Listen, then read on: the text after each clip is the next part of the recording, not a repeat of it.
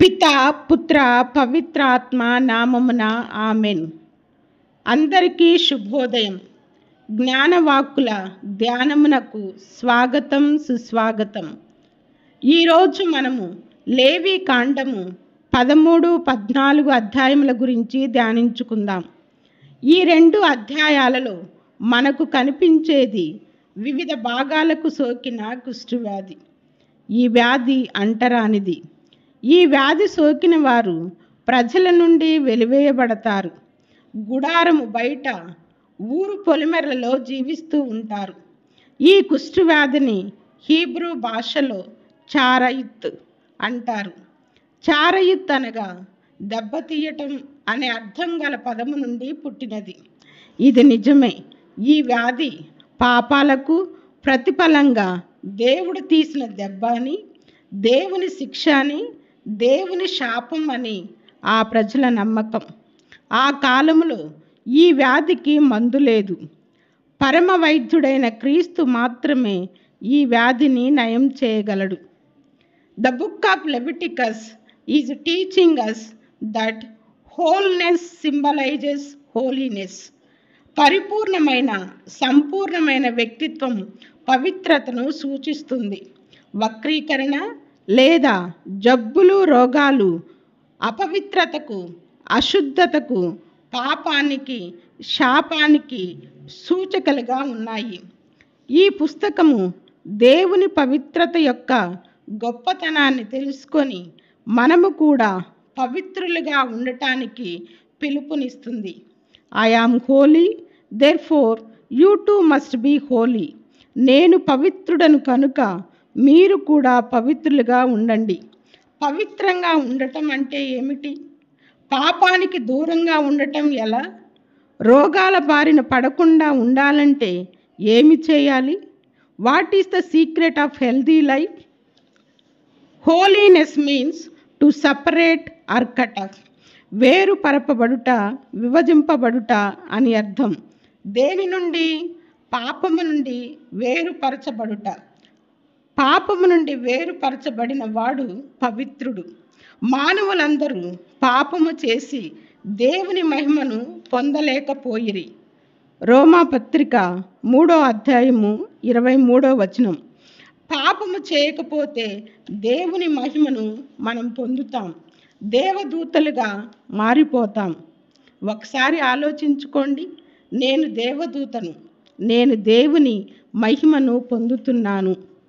ఆ ఆనందమే వేరండి. మహిమోపేత ఆనందాన్ని వదులుకొని చిన్న చితక సంతోషాల కోసం పాపం చేస్తూ ఉంటాం. పెద్ద పెద్ద పాపాలు, ఘోర పాపాలు చేయటం లేదు కదా, తప్పేమీ లేదులే అనుకుంటాం. మనలో చాలామంది పెద్ద పెద్ద పాపాలు, ఘోర పాపాలు చేయకపోయినా క్రైస్తవ మతంలో పాపం అంటే అనైతిక చర్య. నీతికి విరుద్ధమైనది చేయటం పాపం. నీతి మాలిన పని చేయడం పాపం. దైవ చట్టాన్ని అతిక్రమించడం పాపం. దైవ చట్టం అనగా మానవత్వం, దైవ ప్రేమ, సోదర ప్రేమ.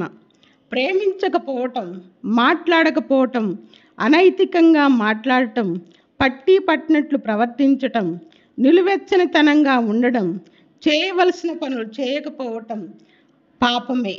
ప్రార్థనకై కేటాయించిన సమయంలో ప్రార్థన చేయకపోవటం తప్పే. దివ్య బలి పూజలో పాల్గొనకపోవటం తప్పే.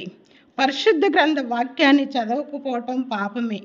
కోపం, ద్వేషం, అసూయ ఇవన్నీ పాపాలే. అన్నిటికీ కొలమానం ఉంటుంది. అంకితమైన బిడ్డలకు ఇంకా కొలమానం ఎక్కువే. ఈ తప్పులన్నీ అధిగమిస్తే ఆరోగ్యం చేకూరుతుంది అని ఈనాటి లేవి కాండము 13, 14 అధ్యాయాలు బోధిస్తున్నాయి. పాపం లేకుండా ఉంటే దేవుని గుడారంలోనే, దైవ సన్నిధిలోనే ఉంటాం. పాపం చేస్తే మాత్రం రోగాల పాలై శిక్షకు గురి అవుతాము అని లేవి కాండము మనకు చెప్తుంది. శారీరక రోగాలు మాత్రమే కాదు, మానసిక ఆవేదన, మానసిక జబ్బులు కూడా కుష్ఠవ్యాధితో సమానం. దేవుని మహిమ కోసం రోగాల పాలైతే పునీతులం అవుతాం. దేవుని నుండి కటఫ్ అయి రోగాల పాలైతే కుష్ఠరోగులుగా మారుతాం. నేను చెప్పట్లేదండి, పరిశుద్ధ గ్రంథమే దీనికి ఉదాహరణగా ఇస్తుంది. అందుకే అందంగా, ఆరోగ్యంగా, శక్తివంతంగా ఉండాలి అంటే దేవునితో సంబంధమే మంచి మెడిసిన్, ప్రార్థనే మంచి మందు, ఆరాధన, వ్యక్తిగత ప్రార్థనలే టాబ్లెట్స్. మోషే కొండ మీద దేవుని దర్శించినందులకు ఆయన ముఖం కాంతివంతంగా మారింది. నీ ముఖం అందంగా ఉండాలి అంటే ఒకటే మార్గం, క్రీమ్స్, పౌడర్స్ కాదు. బ్లెస్సెడ్ సాక్రమెంట్ ముందు దివ్య సప్రసాదం మందసాన్ని ఓ అరగంట సేపు తదేకంగా చూడు, నీ ముఖములో కాంతి మెరిసిపోతుంది. ఒక అరగంట నడిస్తే ఆరోగ్యం చేకూరుతుందో లేదో నాకు తెలియదు, కానీ ఓ అరగంట దేవుని సన్నిధిలో మోకాళ్ళ మీద ఉండు, చేతులెత్తి ప్రార్థించు, చప్పట్లు కొట్టు, దావీదు వలె నాట్యం చేయి. ఖచ్చితంగా మంచి ఆరోగ్యం నీ సొంతం అవుతుంది. అందుకే పరిశుద్ధ గ్రంథం ఈ విధంగా పలుకుతుంది. తిమోతికి రాసిన మొదటి లేఖ 4వ అధ్యాయము 8వ వచనము, శారీరక ఆరోగ్యము కొంత విలువైనదే, కానీ ఆధ్యాత్మిక వ్యాయామం ఇహపర జీవిత సాధనము కనుక అన్ని విధములుగా విలువ కలది. ఈ మాట నమ్మదగినది, సంపూర్ణ అంగీకారమునకు యోగ్యమైనది. కనుక మానవులందరూ ఆధ్యాత్మిక వ్యాయామకు అలవాటు పడవలసినదిగా పౌలు గారు మనందరినీ కోరుచున్నారు. ఆధ్యాత్మిక వ్యాయాములు అనగా ప్రార్థన, ఆరాధన, స్తుతి, వ్యక్తిగత ప్రార్థన, సంఘ ప్రార్థనలు. కనుక పవిత్రంగా జీవించుదాం, పాపానికి దూరంగా బ్రతుకుదాం, అందంగా, ఆరోగ్యంగా మలుగుదాం. Praise the Lord. Thank you.